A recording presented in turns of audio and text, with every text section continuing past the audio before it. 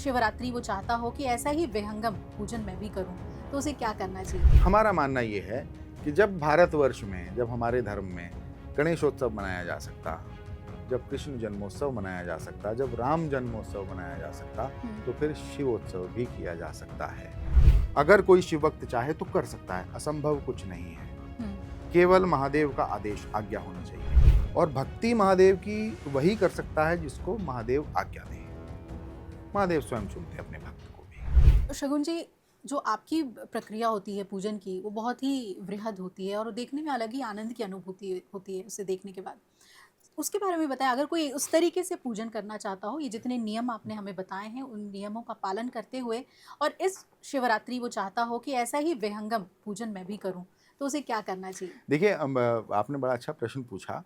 मैं अपने पूजन को अपना पूजन तो कहता नहीं, ये तो मेरा पूजन नहीं है, तो महादेव मुझसे कराते हैं। और हम इस पूजन को, हमने एक नाम दिया है बहुत सुंदर सा, हम इसे शिवोत्सव कहते हैं।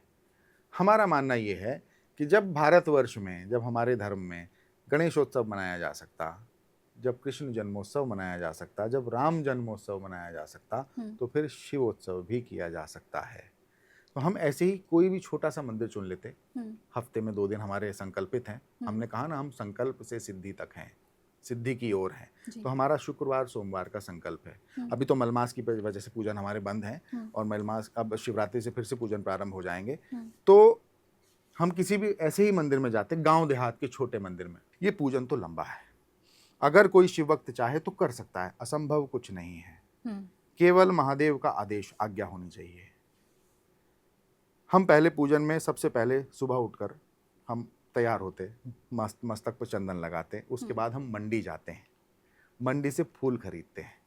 एक एक सुंदर सुंदर जो महादेव के प्रिय पुष्प होते हैं, वो भी आदेश महादेव का ही होता है कि आज तुम्हें मोगरा लेना है, आज तुम्हें कमल लेना है, आज तुम्हें गेंदा लेना है, या आज तुम्हें गुलाब लेना है, और गुलाब में भी कौन सा गुलाब लेना है, वो सब कुछ मस्तिष्क में महादेव ही डालते हैं पहले। फिर हम वो फूल लेकर अपनी गाड़ी में भर लेते हैं, क्योंकि घर से सुबह 5 बजे निकल जाते हैं। और जिस दिन हमारा पूजन होता है उस दिन रात्रि हम सोते नहीं, क्योंकि हमें भांग घिसनी है, हमें चंदन घिसनी है महादेव को लगाने के लिए, तो हम चंदन भी घिसते अपनी, और हम स्वयं सब कुछ अपने हाथ से करते, हमारी पत्नी का सहयोग रहता है।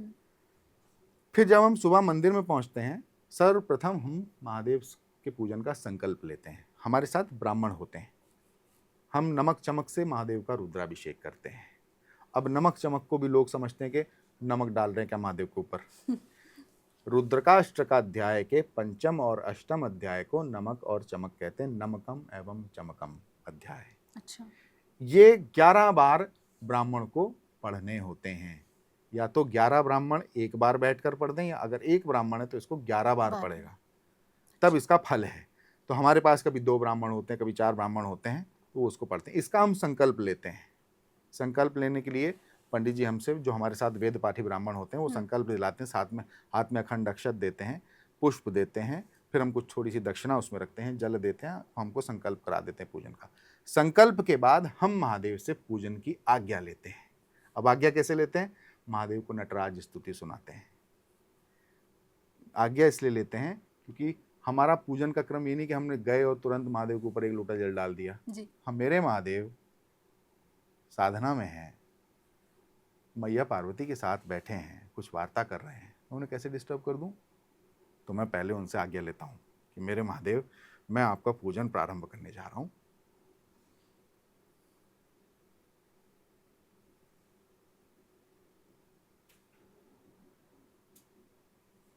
और मुझे पूजन की आज्ञा दो। फिर उसके बाद हमारा पूजन का क्रम प्रारंभ होता है। ये भक्ति के अश्रु आपके नेत्रों में आ गए। आपकी यात्रा ही बहुत विलक्षण है। एक कंप्लीटली मटेरियलिस्टिक दुनिया के बाद अध्यात्म की ये यात्रा, और कैसे आपने संकल्प लिया कि इस पे मुझे बढ़ जाना है, ये ईश्वर की दी हुई शक्ति ही है।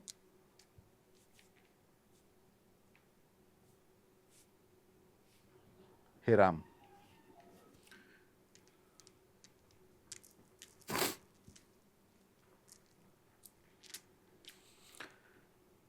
मटीरियलिस्टिक जीवन को छोड़ना, दुनिया जो है मटीरियलिस्टिक जीवन के पीछे ही भाग रही है। हर कोई बड़ी गाड़ी, बड़ा घर, इन सब की पीछे भागता है। और हम जब कहते हैं ना कि हम अपने आप को स्वयं नहीं चला रहे हैं इस मार्ग पर, हमें तो उन्होंने चलाया। और भक्ति महादेव की वही कर सकता है जिसको महादेव आज्ञा दे। महादेव स्वयं चुनते हैं अपने भक्त को भी, वो देवादिदेव महादेव है। तो हम, खैर मैं उसी विषय पे आता हूँ क्योंकि पूजन का आपने मुझसे पूछा। मेरे भाव ऐसे हैं महादेव के पूजन के लिए कि ये जो अश्रुधारा है अपने आप बहने लगती है जब उनका ध्यान में मैं चला जाता हूँ। और अपना जो मेरा पूजन है वो कभी अभिलाषा जी हमने कल्पना नहीं की थी कि हम जीवन में इस तरीके से पूजन कर पाएंगे। हमने कभी कल्पना नहीं की। हमने कहा ना आपको कि हम 5 मिनट जमीन पे नहीं बैठ पाते थे। तो ये जो भाव हैं, ये भाव तो बढ़ते चले जाते हैं दिन प्रतिदिन अपने आप, है ना। तो जब फिर उसके बाद महादेव से आज्ञा लेकर के हम पहला जल का लोटा महादेव के ऊपर अर्पित करते हैं। जब महादेव को नटराज स्तुति सुना दी, उनसे आज्ञा ले लिए, फिर उसके बाद महादेव को पहला लोटा अर्पित करते हैं। फिर महादेव का नमक चमक रुद्राभिषेक प्रारंभ होता है। हम हाथ में श्रृंगी लेते हैं और श्रृंगी में हम जल, एक हाथ से उसमें दुग्ध है, उसमें गन्ने का रस है, और अगर शुक्रवार है तो फिर अनार का रस भी है। हाँ, सोमवार को गन्ने का रस है और शुक्रवार को अनार का रस भी है। दूध, दही, दूध, गंगा जल, जल और गन्ने का रस तो है ही, शुक्रवार को उसमें अनार का रस भी है, क्योंकि हम हफ्ते में 2 दिन पूजन करते हैं जी। बड़ा पूजन, शिवोत्सव। ये लगभग नमक चमक का जो अध्याय का जो वेद पाठ है वो ब्राह्मण के द्वारा मंत्रोच्चारण की गति पर, उसकी स्पष्टता पर, उसके शुद्ध उच्चारण पर निर्भर करती है। अच्छा। ये 2.5 घंटे भी चल सकता है, 3 घंटे भी चल सकता है, 4.5 घंटे भी चल सकता है। ये उसकी स्पष्टता के ऊपर और उसकी एनर्जी के ऊपर है। वेद पाठी ब्राह्मण जो आपके साथ बैठे हैं उनके ऊपर है। हमारा हाथ ऐसे ही है, चाहे वो 2 घंटे हो, चाहे वो 3.5 घंटे हो, चाहे वो 4 घंटे हो। जब थकने लगते हैं तो फिर हमारा ये इस पर हाथ लगा लेते हैं, पासा काम आता है, इस पर हाथ रख लेते हैं। लेकिन इस पे हाथ रखने का ये नियम नहीं है। हाथ को ऐसे ना पकड़ें। कुछ लोग हाथ को ऐसे भी रख लेते हैं, श्रृंगी पकड़े हुए घुटने पे टेक लेते हैं, वो नियम नहीं है। हाथ तो आपका सीधा हो। और श्रृंगी का नियम बता देता हूं, ये भी कोई नहीं बताएगा। श्रृंगी या तो आपकी नाभि के सामने हो, अगर शिवलिंग बहुत छोटे हैं तो नाभि के सामने, नाभि से नीचे नहीं हो, नाभि से ऊपर ना हो, नाभि से नीचे नहीं और हृदय से ऊपर नहीं। अच्छा। या तो नाभि के समक्ष हो या हृदय के समक्ष हो। कुछ लोग वहां पकड़े होते हैं श्रृंगी, हाँ। सर से भी ऊपर। वो जैसे जैसे दर्द का शुरू होता है वो ऐसे पोजीशन चेंज होने लगती है। भक्ति का अनुशासन तो यही है ना, यही तपस्या है, यही तो तप है जी। शिव महाशिवरात्रि ज्ञान तप, घोर तप, अपना चिंतन मनन, अज्ञानता को अज्ञान से दूर करना, यानी अज्ञानता से ज्ञान की ओर जाना, इसी का तो पर्व है शिवरात्रि का पर्व। तो ये आपको अनुशासन भी सिखाता है। तो ये नाभि से नीचे नहीं और हृदय से ऊपर ना हो, और बैठ के हो, खड़े होकर ना हो। कुछ लोग श्रृंगी खड़े होकर भी प्रयोग कर लेते हैं। अब मुझे बोलना नहीं चाहिए, लेकिन जब बहुत बड़े बड़े लोग भी अगर इस नियम को पालन करते हैं, मैं नाम नहीं लूंगा किसी बड़े व्यक्ति का, तो फिर गलत संदेश जाता है। बिल्कुल।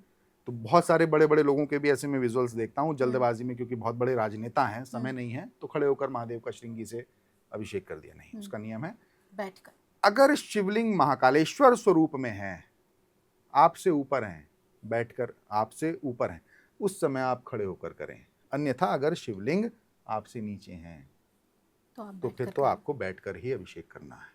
तो ये नियम है। उसके बाद जब ये 4.5 घंटे बाद या 2.5 घंटे बाद, 3 घंटे बाद नमक चमक हमारा समाप्त होता है, उसके बाद शुरू होती है महादेव की जल सेवा। वो जल सेवा निरंतर है। वो जब तक है जब तक महादेव स्वयं आपको एक ना कह दे कि बस हो गया। वो 1 लोटा भी हो सकता, वो 1000 लोटे भी हो सकते, वो 500 लोटे भी हो सकते, वो 100 लोटे भी हो सकते। इसका थोड़ा महत्व भी बताइएगा कि हम क्यों महादेव को जल अर्पित करते हैं, उनका अभिषेक कराते हैं, और कहते हैं कि जितना आप जल चढ़ाएंगे वो प्रसन्न होंगे आप पर। देखिए, महादेव ने जब हलाहल विष को अपने कंठ में रखा, उस हलाहल विष की ऊर्जा, उसकी अग्नि इतनी तीव्र थी कि अगर उसकी एक बूंद भी सृष्टि पर गिर जाती, धरती पर गिर जाती, तो इस सृष्टि का सर्वनाश कर सकती थी।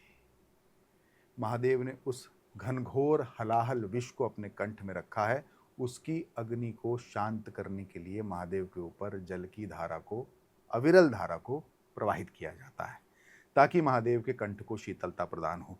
अब जब पिता के कंठ को शीतलता प्रदान होगी तो उनको अच्छा लगेगा ना, तो जब उनको अच्छा लगेगा तो आपको आशीर्वाद स्वरूप सब कुछ देंगे, आपके भी मस्तिष्क को ठंडा रखेंगे, आपके भी दिमाग को ठंडा रखेंगे। अगर गुस्सा बहुत आता है, महादेव को जल चढ़ावें। अगर बात बात पे चिड़चिड़ापन है, महादेव को जल चढ़ावें। एक लोटा जल सारी समस्या का हल नहीं है, ये भी गलत बात है। बिल्कुल। एक लोटा जल सारी समस्या का हल, या एक लोटा जल महादेव बदल देंगे कल, ऐसा भी नहीं है। जल चढ़ाएं तो निरंतर चढ़ाएं, जब तक चढ़ाएं जब तक महादेव खुद न कह दें कि अब हो गया। और जल बाल्टी में जो रखा है मंदिर में पहले से भरा हुआ, उसी में से उठाया लोटा और चढ़ा दिया, वो भी गलत है। कष्ट तो करो थोड़ा सा भाई, भक्ति कर रहे हो। अपना लोटा जल का भर के साथ में घर से लेके जाओ, या जो वहाँ जो भी जलाशय है या जो भी जल की व्यवस्था है वहाँ से लोटे में जल भर के लेके आओ, फिर महादेव पे चढ़ाओ। हर जगह कंफर्ट को तलाशना बंद कर दो, हर जगह कंफर्ट को तलाशना बंद कर दो। जी। तो हम हर जगह कंफर्ट, लोग तो क्या करते हैं अभिलाषा जी, मंदिर में जो चंदन का पत्थर और चंदन की लकड़ी रखी होती है उसी को घिस करके महादेव को लगे। अरे वो तो किसी ने दान किया है, मंदिर में कहाँ से आया? मंदिर में कोई दान दे गया होगा, अपना काटने के लिए कलेश वो दान कर गया और तुम उसी के कलेश काटे हुए से महादेव को चंदन लगा। अपना चंदन लेके जाओ, यानी कि उसका नुकसान है। और जाहिर सी बात है, वो जो पत्थर वहाँ चंदन रखा हुआ है उससे अपना लेके जाओ, अपना लेके जाओ, थोड़ा सा लेके जाओ। बहुत आवश्यक नहीं कि पूरी कटोरी भर के महादेव को लगा रहे, थोड़ा सा लेके जाओ, लेकिन अपना लेके जाओ, ठीक है। तो फिर उसके बाद हम आपको फिर पूजन पे आते हैं। महादेव की जब तक सेवा है, जब तक लोटे के जल से महादेव को हमको आदेश नहीं प्राप्त होता कि बस हो गया ठीक है, अब वो हमारे सेवक जो मंदिर में सेवादार होते हैं वो जल भर भर के लाते रहते हैं और हम महादेव को चढ़ाते रहते हैं, ठीक है। फिर उसके बाद महादेव को हम महादेव की सेवा करेंगे।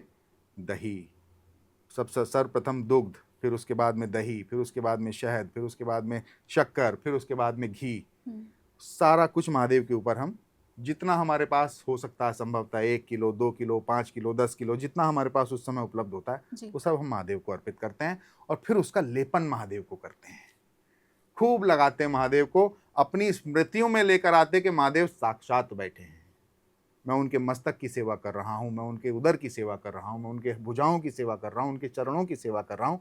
ये भाव लाकर महादेव का पूजन करते हैं, उनकी सेवा करते हैं। वो जो सारी सामग्री हमने उनको अर्पित की है उसी से लेपन है, उसके भी आपको तस्वीरें मिलेंगी जी। तो तस्वीरें आप देखिएगा। फिर महादेव को स्नान कराते हैं, फिर महादेव को स्नान कराते हैं। 2 लोटे 10 लोटे 20 लोटे जितना महादेव को चाहिए होता है उतना महादेव को स्नान कराते हैं। फिर महादेव का श्रृंगार का क्रम है, नहीं, फिर उसके बाद महादेव की भस्म आरती है। भस्म आरती भी करते हैं? भस्म आरती करते हैं। भस्म आरती इसलिए करते हैं क्योंकि हमने आपको बताया कि हम गांव देहात के मंदिर में पूजन करने जाते हैं, वहाँ बहुत सारे ऐसे लोग हैं जिनके मन में तो है भस्म आरती देख के आने का महाकालेश्वर जाके, लेकिन कभी व्यवस्था नहीं हो पाती, अर्थ की व्यवस्था नहीं है, पैसे नहीं है, नहीं जा पाते, या घर की परिवार की जिम्मेदारियां हैं जिनसे कि समय नहीं मिल पाता, नहीं जा पाते, तो हम उनको वो दर्शन वहाँ कराते हैं।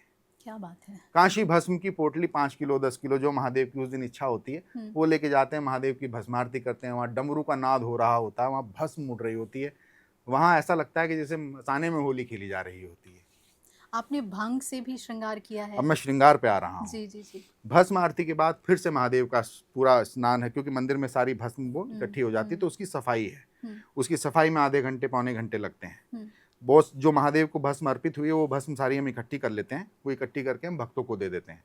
उस भस्म का लाभ ये है कि कभी आपको नजर दोष नहीं होगा अगर आप उसको अपने मस्तक पर या फिर अपने कंठ पर धारण करते हैं या फिर कान के पीछे लगा लें, उस भस्म का ये लाभ होता है। वो हम अपने भक्तों को देते हैं, शिव भक्तों को देते हैं, जो हमको फॉलो करते हैं, जो हमको गुरु मानते हैं, हम उनको देते हैं। फिर उसके बाद महादेव का श्रृंगार का क्रम प्रारंभ होता है। अब सबसे पहले हम जो श्रृंगार करते हैं महादेव का, भांग से श्रृंगार करते हैं। अब तक जो ये हमारा पूजन हुआ, ये भस्मारती से पहले तक का पूजन, ये हमारा सात्विक पूजन हुआ। अब हमारा तामसिक पूजन शुरू है महादेव का। अच्छा। भस्म आरती से हमारा तामसिक पूजन शुरू हो गया। भस्म भी तामसिक पूजन का ही हिस्सा होती है। भस्म आरती के बाद हमारा श्रृंगार का क्रम है, और श्रृंगार में हम सबसे पहले भांग से श्रृंगार करते हैं। वो भांग जो हमने रात भर खुद पत्थर से घिसी है बैठकर, मिक्सी में नहीं पीसी है, सिलबट्टे पे घिसी है जी। भक्ति में पूर्ण कष्ट अगर आपने दिया है, शारीरिक कष्ट, तो उसका लाभ मिलेगा, भाग्य बदल देंगे महादेव। जैसे भांग से श्रृंगार हो गया, भांग से श्रृंगार के बाद में वो बड़े ही अच्छे फिर उनके ऊपर धतूरा अर्पित करते हैं। मेरा भोला महादेव ऐसा है जो कि धतूरा भी ले लेता है आपसे। कोई खाता दुनिया में धतूरा? कोई नहीं खाता धतूरा। अब मैंने आपको बताया कि तामसिक पूजन क्यों है। अगर मेरे अंदर कोई व्यभिचार है या व्यभिचार भविष्य में आने वाला है तो उसको महादेव दूर करें। इसलिए नहीं कि महादेव को भांग प्रिय है, भांग का नशा करते महादेव, नहीं। मेरे अंदर कोई तमोगुण ना आ पाए, मेरे अंदर कोई व्यभिचार ना पाए, ये सोचकर महादेव मुझसे वो तामसिक चीजें ले लेते हैं सारी, कि ला तू मुझे दे दे। इसके बाद फिर महादेव का स्नान है। ये होने के बाद हम सबको दर्शन के लिए बुलाते हैं, सब लोग आकर दर्शन करते हैं उस श्रृंगार का महादेव के, और दर्शन करने के बाद फिर से एक बार महादेव को स्नान कराएंगे, और स्नान कराने के बाद अब हमारा भस्म से श्रृंगार है। ये अभी तक तमोगुण से पूजन का ही क्रम चल रहा है जी। जो भस्म हमने महादेव को लगाई है, फिर हम उसी भस्म का लेपन तैयार करते हैं। नई भस्म, वो नहीं जो महादेव को लगी, नई भस्म का लेपन तैयार करते हैं, उससे महादेव का श्रृंगार करते हैं। उस पर प्रतीकात्मक स्वरूप से नरमुंडों की माला चढ़ाते हैं महादेव को, प्रतीकात्मक नरमुंड की माला चढ़ाते हैं। नरमुंड मतलब वो नरमुंड नहीं, प्रतीकात्मक मैं बता रहा हूँ, वो मिनिएचर होते हैं नरमुंड के, वो हमारी सिद्ध मालाएं हैं सब, वो हम महादेव को अर्पित करते हैं। उसके भी दर्शन सबको कराते हैं। ये इसमें मस्ती है, इस श्रृंगार में मस्ती है। मस्ती कैसे है? महादेव की अटखेलियां भी हैं। कभी महादेव कहेंगे ये माला नीचे लगा, वो माला गिर जाएगी नीचे, फिर मैं उस माला को नीचे लगाऊंगा, महादेव स्वीकार कर लेंगे। पूजन के ऐसे ऐसे अनुभव हैं, अगर आप इस पे चर्चा करेंगे तो ये विहंगम चर्चा है। देखो ये विहंगम चर्चा, और मैं इस 1 घंटे 2 घंटे के इंटरव्यू में पूरे देश को भक्त बना दूंगा महादेव का। मैं ऐसी ऐसी चर्चाएं कर लूंगा। खैर, मैं विषय से नहीं हटूंगा। फिर उसके बाद ये सब महादेव के भस्म का जो श्रृंगार है, इसके भी दर्शन सबको कराते हैं। एक एक करके सब लोग दर्शन करने आते हैं। दर्शन के बाद में फिर हम महादेव को स्नान कराते हैं। अब महादेव का रजोगुण से पूजन, राजसी पूजन प्रारंभ होता है। उस रजोगुण के पूजन का सबसे पहला पाठ है महादेव का चंदन से श्रृंगार। खूब सारी चंदन है, वो इतनी सी नहीं है, वो खूब सारी चंदन हम भर के ले जाते हैं, घिस के ले जाते हैं खूब अपनी। चंदन क्या है? चंदन, केसर और गुलाब जल। महादेव को सुगंधित चीजें बहुत प्रिय हैं, तो चंदन का श्रृंगार करने से पहले महादेव को चंदन का ही इत्र अर्पित करेंगे। इत्र महादेव को पूरे ऐसे सोचकर लगाएंगे कि महादेव की भुजाओं पे, मस्तक पे, उदर पे, चरणों में हमने सब जगह महादेव को इत्र लगा दिया। वो महादेव के ऊपर खूब मलेंगे, उसकी मालिश करेंगे चंदन के इत्र की, प्योर चंदन का इत्र। फिर महादेव को चंदन लगाएंगे, चंदन का श्रृंगार करेंगे, उस पर पुष्प रखेंगे। फिर सब लोग उसके दर्शन करेंगे। दर्शन करने के बाद फिर महादेव का रुद्राक्ष से श्रृंगार करेंगे। लाखों रुद्राक्ष से श्रृंगार करेंगे। वो एक रुद्राक्ष नहीं है, वो लाखों रुद्राक्ष है। और वो रुद्राक्ष की मालाएं फिर हम भक्तों को दे भी देते हैं, दक्षिणा भी ले लेते हैं उस रुद्राक्ष को दिए की, क्योंकि हमारा ही मन होता है कि हर बार महादेव को नए रुद्राक्ष अर्पित करें। अब नए रुद्राक्ष अर्पित करने के लिए तो धन की आवश्यकता है, तो वो जो पहले का रुद्राक्ष अर्पित किया हुआ है वो हम भक्तों को दे देते हैं, उसकी थोड़ी सी दक्षिणा ले लेते हैं। महादेव का रुद्राक्ष के श्रृंगार के बाद फिर दर्शन का क्रम है, सब दर्शन करेंगे। फिर है महादेव का पूर्ण श्रृंगार, जो कि खूब सारे अनन्य पुष्पों से श्रृंगार है जी। उसमें अगर इतने छोटे से महादेव हैं तो महादेव इतने बड़े हो जाते हैं उस श्रृंगार के बाद। इतने पुष्प आप चढ़ाते हैं? इतने पुष्प महादेव को लगते हैं, और वो सारे महादेव के प्रिय पुष्प हैं जो महादेव को अत्यंत प्रिय। मोगरा सबसे प्रिय महादेव को, ब्रह्म कमल सबसे प्रिय महादेव को, नील कमल सबसे प्रिय महादेव को, गुलाब का फूल महादेव को अत्यंत प्रिय। ये सारे पुष्पों से महादेव का श्रृंगार है। फिर महादेव के साथ होली खेलते हैं। फिर वैसे फूल बहुत सारे हम लेके जाते हैं, फिर महादेव के साथ होली होती है। फिर महादेव खूब सारे फूल, और लोग भी वहाँ जितने भी शिव भक्त होते हैं वो भी सब महादेव के ऊपर खूब सारे फूलों की होली होती है वो। फिर महादेव की आरती है, महादेव को भोग है। आरती से पहले महादेव को भोग लगाते हैं। भोग लगाने के लिए अब जो भी उस दिन महादेव का खाने का मन है, कभी रसगुल्ले खाने का मन है महादेव का तो रसगुल्लों का भोग है। भोजन तो उनको, जो भंडारा होता है पूजन के बाद, भंडारे का तो भोजन बन के आता ही, पहले महादेव को भोग लगता है। जो हम यहाँ से अपने पास से लेके जाते हैं, जो मंदिर की व्यवस्था नहीं है, वो मिठाई है, सफ़ेद मिठाई। कभी गुलाब जामुन है, कभी सफ़ेद रसगुल्ला है, कभी रबड़ी है, कभी मिल्क केक है। इस तरीके की मिठाइयाँ महादेव को भोग लगती हैं। बस महादेव की फिर आरती है, और आरती के बाद भंडारा है, और हम अपने घर को महादेव को प्रणाम करके आ जाते हैं। किंतु ये पूजन कभी महादेव 8 घंटे में समाप्त करते हैं, कभी महादेव 12 घंटे में समाप्त करते हैं, कभी महादेव 13, 14, 15, 16 घंटे में भी समाप्त करते हैं, और हम एक आसन से बैठे होते हैं।